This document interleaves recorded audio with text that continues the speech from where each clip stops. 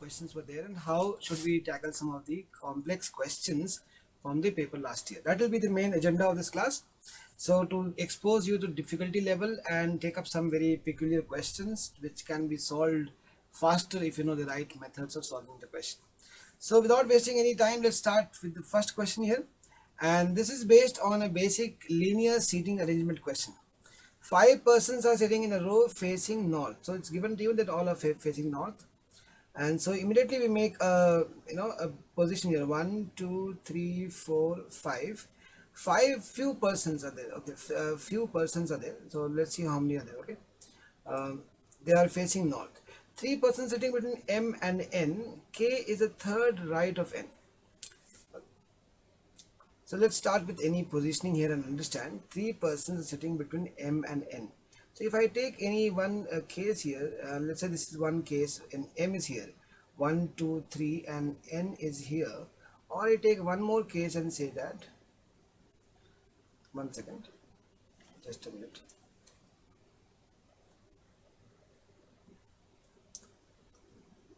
I'm just taking 2 cases and trying to work it out for you. Some persons are there sitting between, okay. 3 persons are sitting between M and N. So there's 1, 2, 3 and I take this as N. So there are 3 persons between them, or the other case would be that N is on the left hand side and M is on the right hand side. If they're facing north, that means right is towards our east and left is towards our west. Now K is third right of N, so there are 3 persons to the right of N. So if you see here 1, 2, 3 in this example, in the second case that I have taken, K is third right of N. So 1, 2, 3, this would be K. And in this example I would have to say 1, 2, 3 and this would be K. There are 2 scenarios here. One is that N is towards the right and M is towards the left. In that case, if K is third right of N, then this is how we work it out. This is our case 1. And in the second case, this is what happens. Okay, now, so we have done 2 statements here. Let's look at the next statement. K is second to the left of P. So K is second to the left of P. Now there's 2 persons on the right hand side. So K has got, K is second left of P. Okay, so in this case, if I were to say K is, then I would have to make P this side. Okay, so K is second to the left of P, and in this case P would right be here. So I'm just going forward with the basic information that we have, and later on we see how it actually happens. Number of persons between M and P is same as number of persons between M and L. So if you look at this this case 2 here, between M and P we don't have anyone. We don't have anyone in this particular case, and whereas so that rules out, that rules out, because number of persons between M and P, how many persons are there between them? 0. Is the same as the number of persons between M and L. In that case, L should have been here, but that's not possible. This case is ruled out and we only stick with the first case. So what we'll do is we'll just remove this and just take up the first case and work it on the basis of the first case. So I'll just redraw the diagram here and see what all we know right now.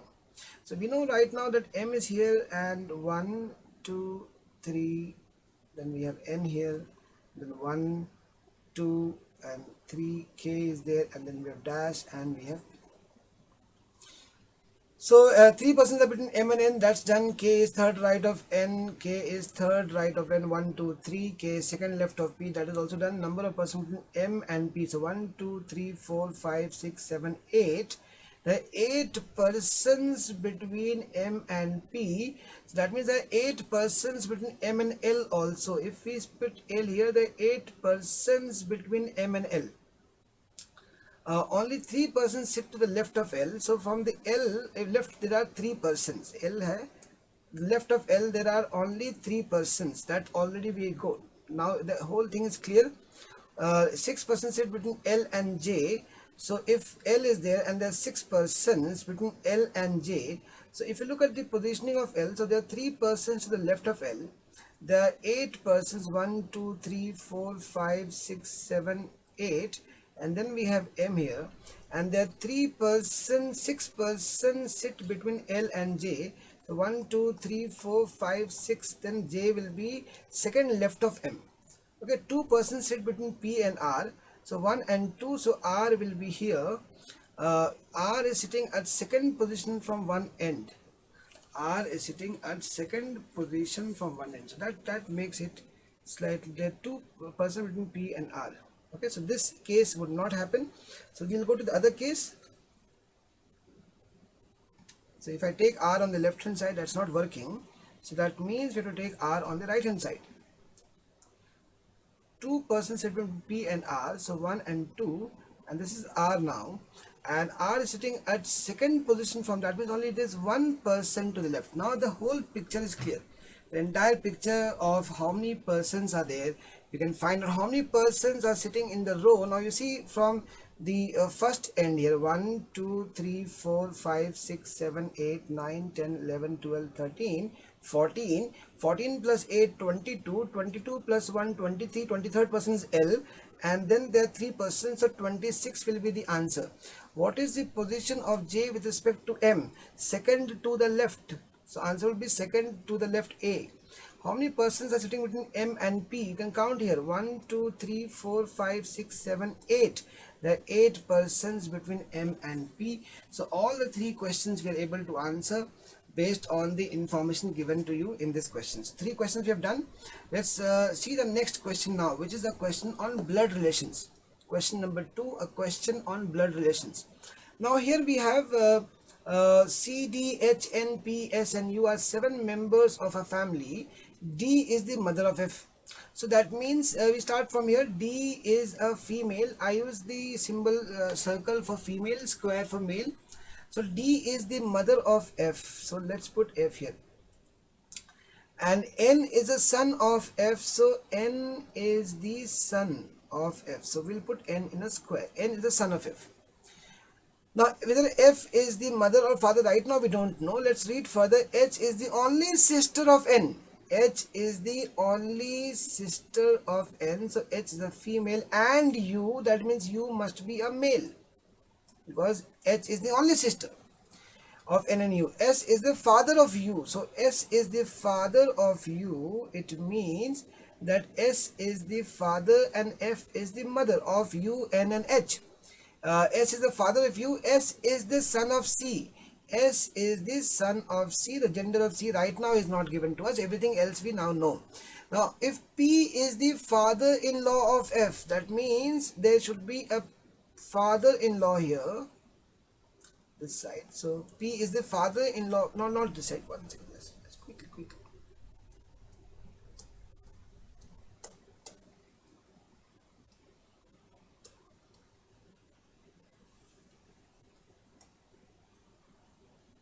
So if P is the father-in-law of F, F's husband is S. So that means C will be the mother-in-law, and then we'll say that P is the father-in-law of F. Then how is C related to U? C will be the grandmother. Okay. How is H related to F? H is the daughter of F. So that's A. How is N related to D? If you look at N, N is the grandson of D.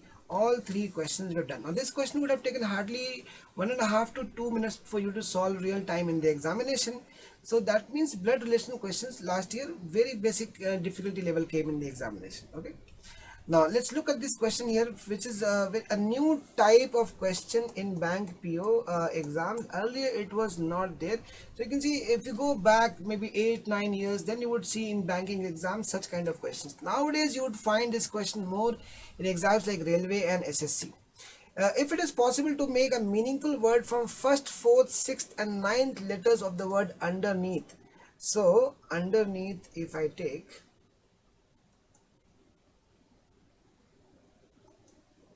this is the word, and if we can make a letter from the first, second, third, fourth, fifth, sixth and ninth letter, so 7th, 8th, 9th, right? Okay, so first, second, third, fourth, fifth, sixth and ninth, 7th, 8th, 9th. So we have U, E, N, and T. That means it will become tuned. What is the word tune? Then which will be the first letter of that word? Mark X if no such. So answer will be T. A is T. So basic thing, take out the letters, and if you have basic vocabulary in place, you'll be able to make the word very easily and then find out the answer. The answer is T here. T is the first letter of the word which can be created from U, E, N, and T.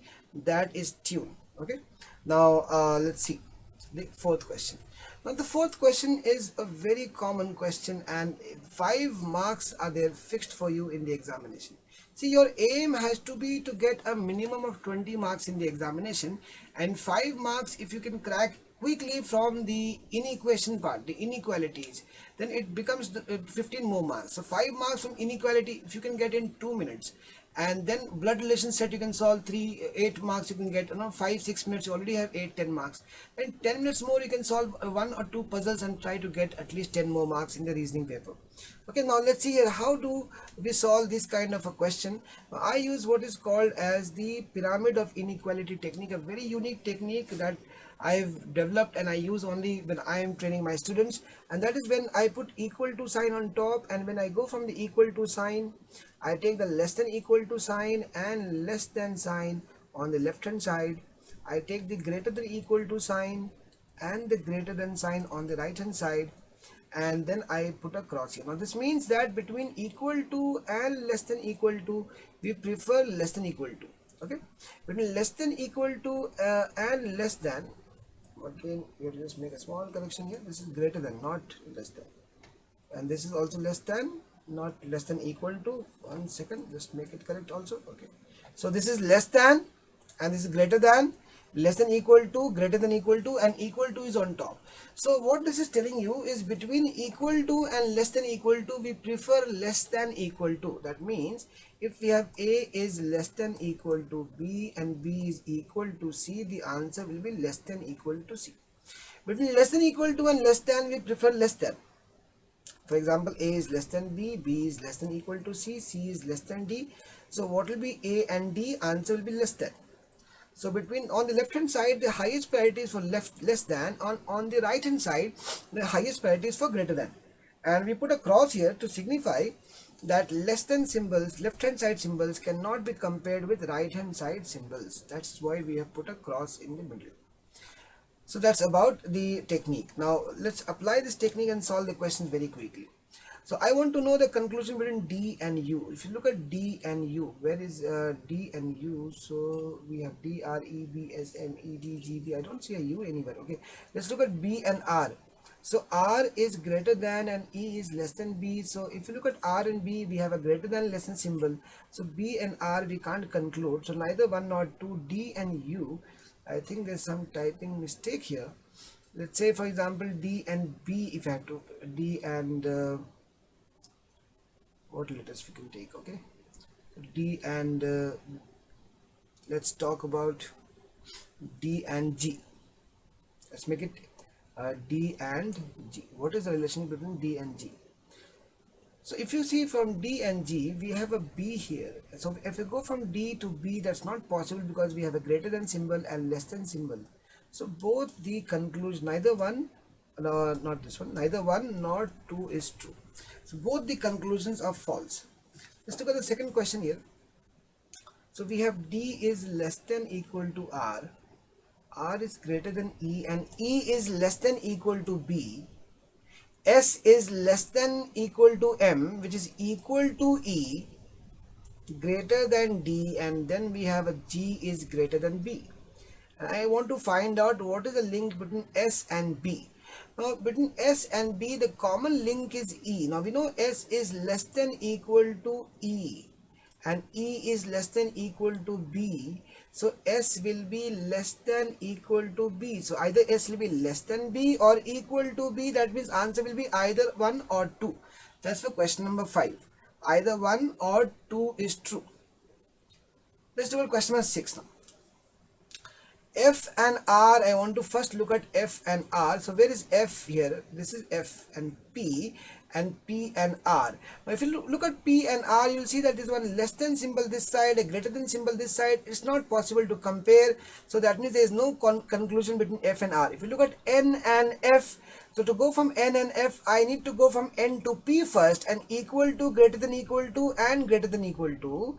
The result will be greater than equal to. N will be greater than equal to P, and P is greater than F. That means N will be greater than F. That means second conclusion is correct, students here. That means only 2 is true. This is the technique I'm talking about. Equal to and less than equal to, we prefer less than equal to. Less than equal to and less than, we prefer less than. Equal to and greater than equal to, we take greater than equal to, greater than equal to, and greater than, we take greater than. And left hand side symbols are not compared with right hand side symbols. This technique, if you follow properly, solving these questions of inequalities within a minute, 10 seconds max per question you should take to solve these questions. 5 marks within a minute or maximum a minute and a half if you get from here. One easy set of coding, decoding or blood relation will be there. You can get 5 marks from there. You get 10 marks already within a matter of 3-4 minutes. After that, you have still got 16-17 minutes to crack 2 sets of puzzles or anything else that you have. That maybe syllogism is there from which you can get 5 marks, and then something else you can try. Now look at question number 7. I want to find out relationship of Q and H. Q and H. So if you look at Q and H, the common link is Z.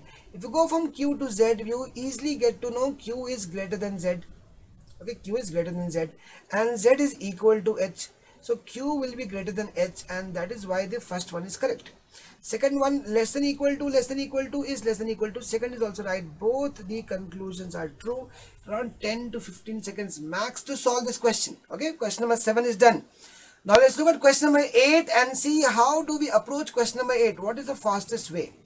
Now, students who have not gone through the basics of inequalities, the basics of the question that I'm discussing, should go back and look at all these concepts, all the concepts I've discussed in detail earlier in my previous videos, as well as other faculties have also recorded the videos on the HashLearn app. You can find out all of these videos that you can use to strengthen your basic concepts.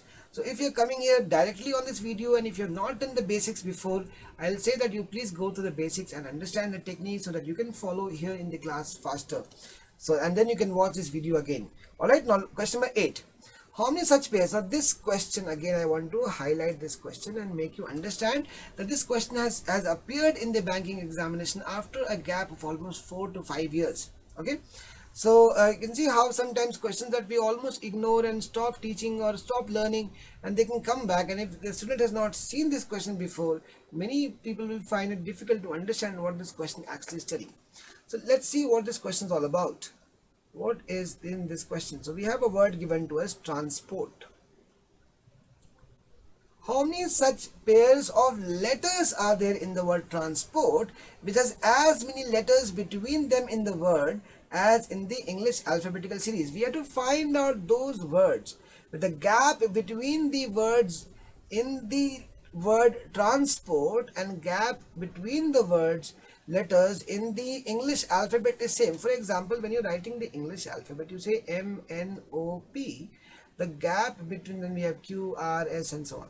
Now the gap between N and P is 1 letter. Here also you can see the gap between N and we already have got 3. One more combination, if I get P, Q, R, S and then S and R, S, A, T, there's no letter R, S, T, A, B, C, D, E, F, okay, N, O, P, already we have done that. P, Q, R, already we have done. O, R, T, and from T again we go this side, nothing will be there. O, P, already we have done that. Okay, so 3 are definitely there. 3 pairs are there which have the same gap between them as you can see between them in the English alphabet. Now this is one question that has appeared in the examination after a long break. Now see, in 2011 paper you would see this, and now you're seeing it after almost 8 years. After 8 years, you are finding 7 years. You are finding the question in the IBPS PO 2018 paper. Question number 8: a number of pairs of letters in the word with the same gap as the gap between the letters in the English alphabet. Okay. Now let's look at question number 9, which is one of the time-taking questions in the paper. And in the last 2 years, we have seen in SBI PO prelims as well as IBPS PO prelims, this question set that is based on arrangement of boxes and which are based on cases rather than getting only one scenario and then from that scenario solving everything. So let's look at this question and solve it together. There are 9 boxes kept one above the other. So I made here 9 boxes here. So 1, 2, 3, 4, 5, 6, 7, 8, 9. And we're taking 2 cases. Mostly we take 2, sometimes 3 cases. So I'm just going along with that. Okay. There are 5 boxes between P and box R. So between P and R, there are 5 boxes. It does not tell you whether P is above R or P is below R. It says there are 5 boxes between P and R. So let's say P and R, there's a gap of 5 boxes between them. Box T is kept immediately above R. So that means T will be right above R. Whether we take this side R and T will be right above R. So this is one case we can take. 3 boxes are kept between T and S. Okay, so if you have 5 and then we have 6, 7 and okay, so 5 plus 2, 7, 8. Now this above is not possible, so below. So 2 cases we'll take and we'll see what else. We'll just read the remaining part also. 3 boxes kept between T and S. Box. Number of boxes between P and S is same as the number of boxes between T and Q. Box U is kept below Q. Okay. And box W is kept below, somewhere below X. Somewhere there's only one box between U and V. Okay, so there are 5 boxes between P and R. So let us take case 1 here and see, okay, what if I take P here and then 1, 2, 3, 4, 5 and then say this is R. Or I take P here and then I take 1, 2, 3, 4, 5 and then we take R here. So that's the 2 cases I'm starting with right now. Okay. The 5 boxes between P and R, box T is kept immediately above R. So T will go here and in this case T will come here. Okay, so T and R. 3 boxes kept between T and S, so that we can't go above here to go from T and S. So to come down here, 3 boxes are kept between T and X. So 1, 2, 3. So 3 boxes. So S will be here. Number of boxes between P and S is same as, there are 2 boxes between P and S in this case, and in this case if I go 1, 2, 3, then S will be here. Okay, so there are 2 boxes. Number of boxes between P and S is same as the number of boxes between T and Q. In case 1 we can see there are 2 boxes between P and S, so there will be 2 boxes between T and Q, so Q will come here. And in case 2, the number of boxes between P and S is 0, so number of boxes between T and Q will also be 0, so Q will come here. Box U is kept below Q, so if I go with this case, then it does not work out. So this case does not work out, and box U is kept below box Q. Box U is kept below box Q, so that means I can take box U here or I can possibly take here. So there are 2 options I have right now for you. So let me go with the first one. Box W is kept somewhere below box X. And there's only one box kept between U and V. Now U is here and V, so I have no possible case here, you see, because there's only one box kept between U and V. If I take that one box here in this place, V should come down here. So both the cases are not working out. So what we have to do is now start with the next possibility, that if I take P here and then 1, 2, 3, 4, 5 and then R will go here, or we can write P here and R here and then work out the same thing and see what exactly happens. There are 5 boxes between P and R. Box T is kept immediately above R, so T is kept immediately above R. Okay, or in this case T will be kept immediately above R. 3 boxes are kept between T and S, so 1, 2, 3, this will be S. Number of boxes between P and S, there are 2 boxes between P and S, and again this side 1, 2, 3, so this will be S. Number of boxes between P and S, which is 2 in this case, is same as number of boxes between T and Q. So 1, 2, so Q will come this side now, and P and S and T and Q will come this side. Box U is kept below box Q, so in this case U will have only one option, that is this one. And there's only one box kept between U and V, so this entire case goes out. And box U is kept below box Q, so what do we say then? If I put U here, that will not be possible because U and V, there's one box between them, so that means this is out. Now if I place U here, then I can take this gap. This is just now we have ruled out this case, right? Okay, so if I put u here, then this side we can't take v, so this side will be v. That's one possible scenario. And if I place u here, then v will go here because u is kept below box q. So both the cases work out for me, uv or vu. Box w is kept, s is same, okay, box u is kept, box w is kept below box x, w and x. So the only thing left now is x will be here, and box w is kept below box x, so w goes this side, u and v will be in these two positions, and that's the only case that's worked out. Okay, that's the only case working out for me. So which of the following statement is not true? Two boxes between t and q, so that's right, this is correct. S is kept below w, s is not kept below w in this case, you can see clearly, and this entire case is wrong, so we're not taking this at all. S is not, so this is wrong. U is kept immediately above p, not necessarily, right? So if you can see, there are two possibilities here for you. It could be above, immediately above p, or below, so that means the answer would be only one. A is the answer. Now let's move to the next question. If v is related to p and q is related to x, v to p and q is related to x in a certain way. Now just now we have seen trx, so just let's write down here trx qsw. So we have qsw, then we have upv or vpu, vp. Okay, this is our final case that we have got here, trx qsw upv. Okay, so v is related to p, the immediate neighbors. Q is related to x, the immediate neighbors. To which of the following is u related to in the same manner? So u is related to okay, now in this case,